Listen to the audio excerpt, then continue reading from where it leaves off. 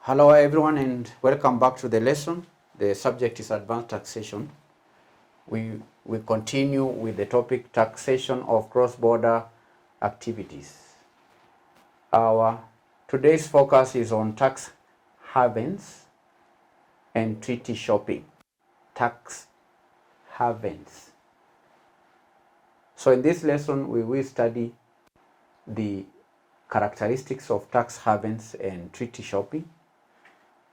We will look at the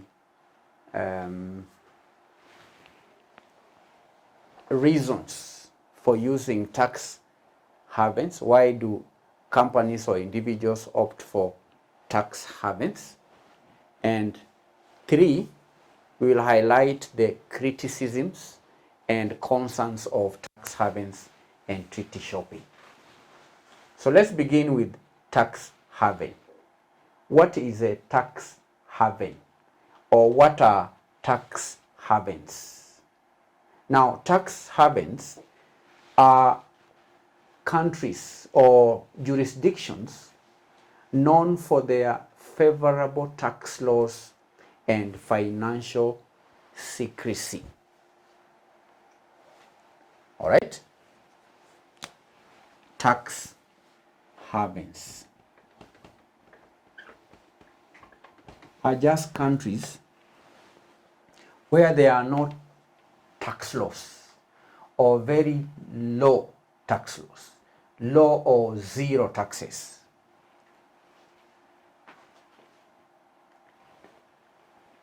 Without an E here, it's just haven, but when you put an E, then you have heaven.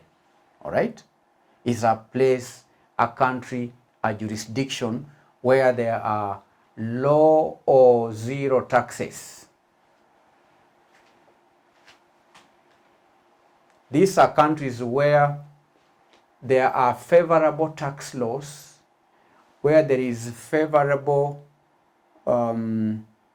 financial secrecy, and such jurisdictions attract businesses and individuals and also entities that are seeking to minimize tax liabilities. Such jurisdictions attract individuals to protect assets and maintain financial privacy.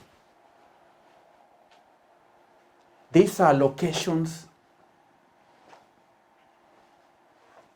often known for their low or zero tax rates on certain types of income, alongside a very lenient regulatory environment and high levels of financial confidentiality.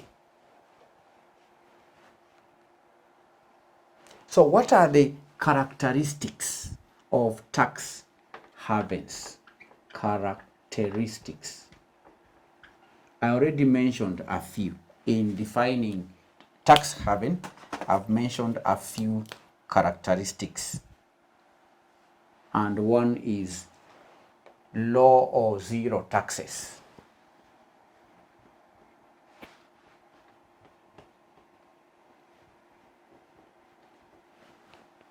Low or zero taxes. Tax havens typically impose minimal or no taxes on specific types of income, such as corporate profits and dividends, interests, or even capital gains.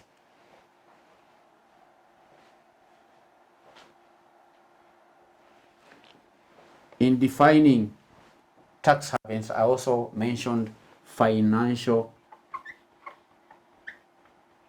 secrecy. Tax havens are known for financial secrecy. They have strict banking and corporate secrecy laws. Okay? Secrecy laws. Very strict, stringent financial secrecy laws. You understand?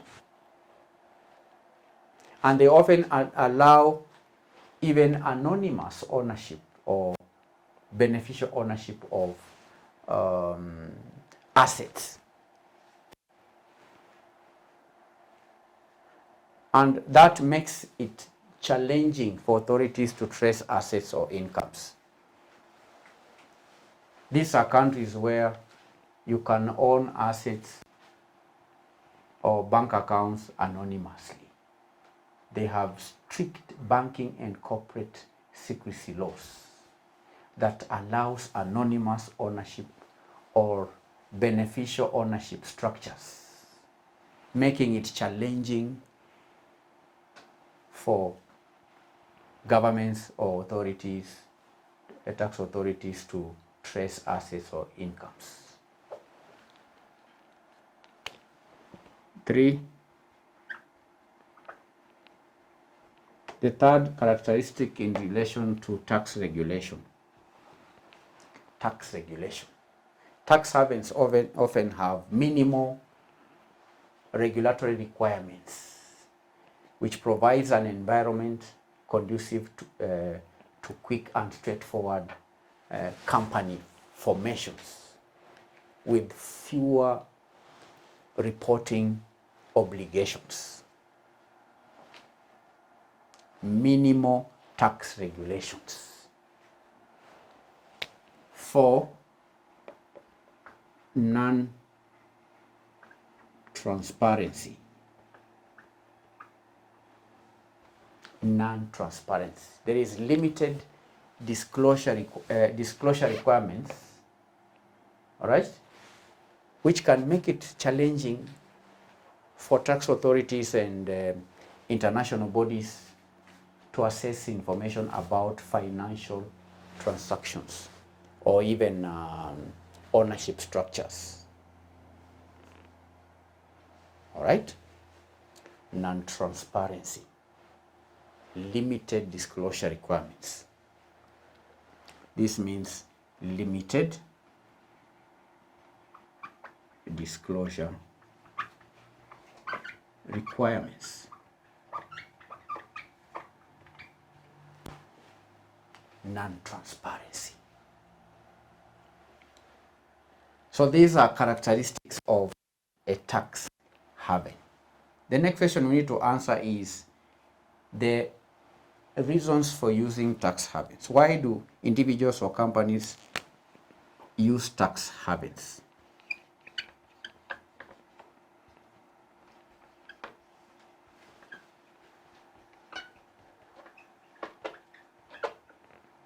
And your reasons will be as good as mine. The first reason, obvious reason here, would be tax optimization.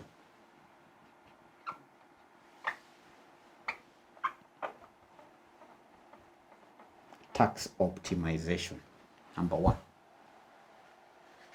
Businesses and individuals may use tax havens to legally minimize tax liability by structuring their finances in such a way that takes advantage of favorable tax laws. That's the first reason. Number two, asset protection. Asset protection. Some tax laws or havens, some tax havens may be used by individuals to safeguard assets, to maintain financial privacy, and also protect wealth from legal claims or potential creditors. Hiding. Individuals or companies can use tax havens to hide assets, to hide wealth, to protect wealth from legal claims or potential creditors. Number three, we are outlining the reasons why individuals or companies may use tax havens. International business operations. International business operations. Corporations might establish subsidiaries or even entities in tax havens in order to facilitate international business transactions and manage global finances efficiently.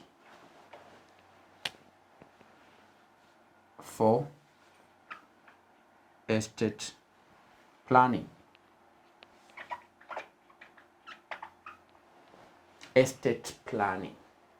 Individuals may utilize tax havens for estate planning purposes, including a trustee or other structures to manage inheritance and also minimize estate taxes. So these are 4 reasons for using tax havens. Criticisms.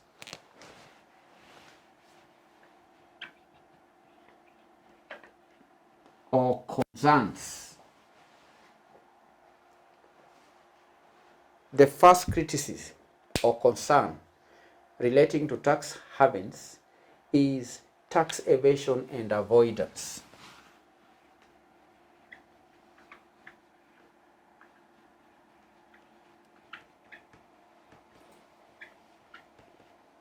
Tax evasion and avoidance. Tax havens can facilitate tax evasion by allowing individuals or entities to hide income or assets from tax authorities, and that raises concerns about fairness and also the erosion of tax revenues in the country.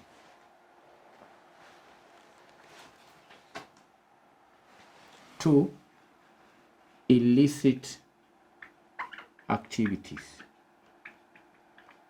Illicit activities. The secrecy and lack of transparency in tax havens can facilitate money laundering, can facilitate illicit financial flows and other financial crimes.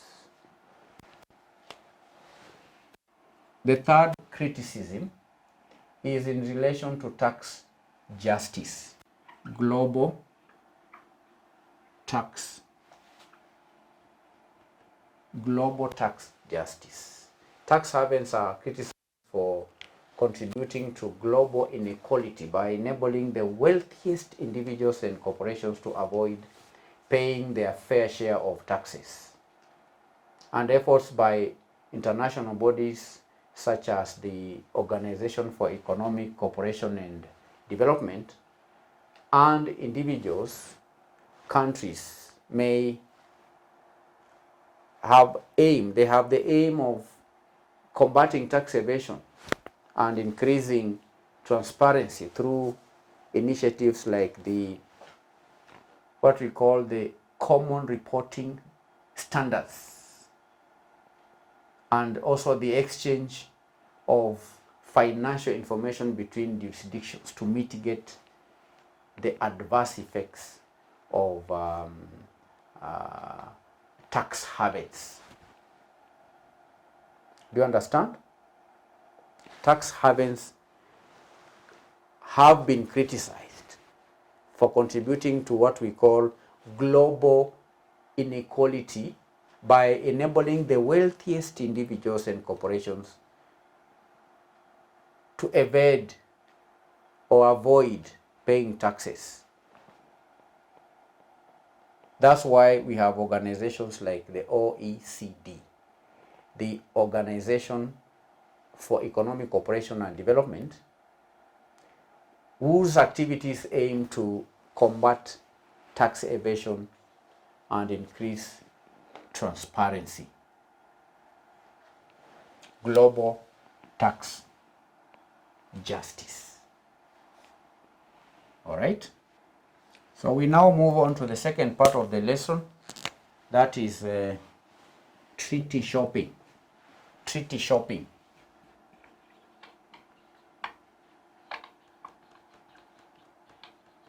What is treaty shopping?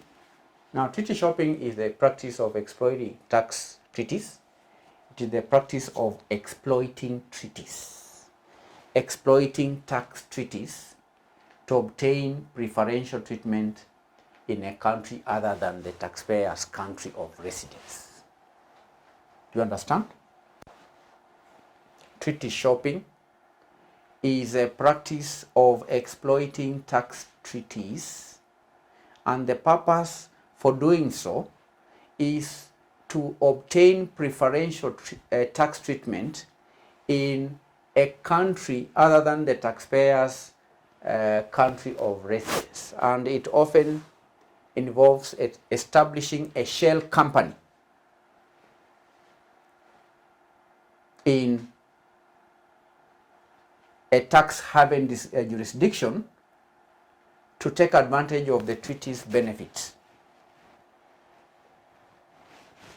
So a resident company in Kenya can engage in treaty shopping by establishing a shell company in country C. That is where country C and country Kenya have a tax treaty. So the purpose for treaty shopping is to obtain preferential treatment in country C, which is not the resident country of the taxpayer in Kenya. So it is simply taking advantage of tax treaties, exploiting tax treaties to obtain preferential tax treatment. And candidates, tax treaties are agreements between two countries that aim to prevent double taxation and facilitate cross-border investment. However, the provisions of tax treaties can be exploited by taxpayers who seek to artificially reduce their tax liability. So treaty shopping typically involves: 1, establishing a legal entity in a tax haven. So the taxpayer or business establishes a legal entity such as a company or a trust in a jurisdiction with low or no taxes, or where there is limited exchange of tax information.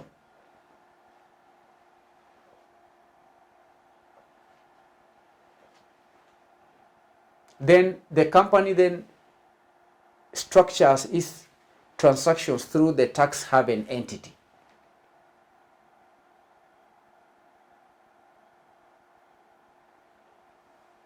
Taking advantage of the treaty's favorable tax rates.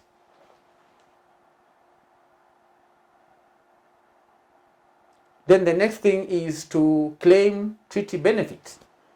The taxpayer or business claims the benefits of the tax treaty between the tax haven jurisdiction and the country of residence, thereby reducing their overall tax burden.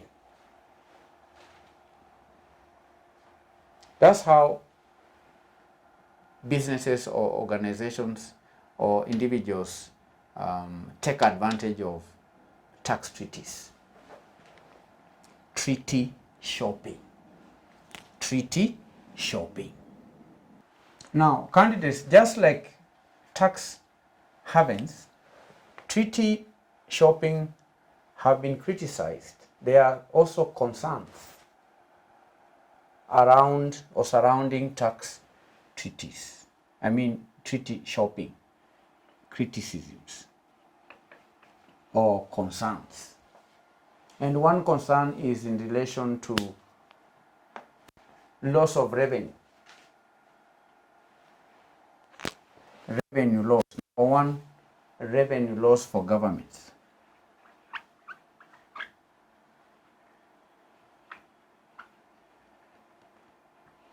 Revenue loss for governments. Governments lose tax revenue when taxpayers shift their profits to tax havens through treaty shopping schemes. 2. Erosion of tax base. Erosion of tax base. Treaty shopping can erode the tax bases of countries by reducing the amount of taxable income that is reported and taxed domestically. 3. Undermining of tax fairness. Undermining of tax fairness.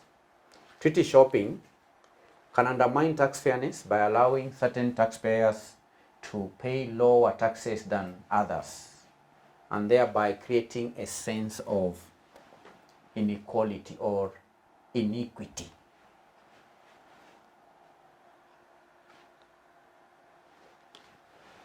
4. Treaty shopping can facilitate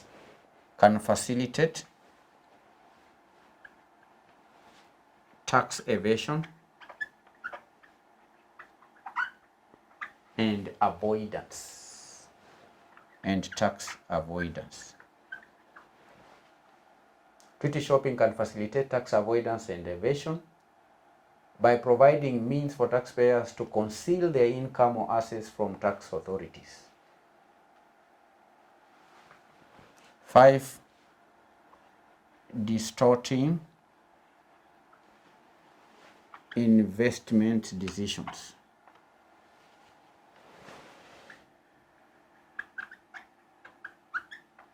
Distorting investment decisions. Treaty shopping can distort investment decisions by encouraging taxpayers to invest in tax havens for tax reasons rather than economic considerations. So these are 5 criticisms against treaty shopping. We outlined 3 criticisms against tax havens, and that marks the end of our lesson, where we again highlighted the characteristics of tax havens and reasons for using tax havens. So I'm going to give you revision questions. Number 1, what defines a jurisdiction as a tax haven?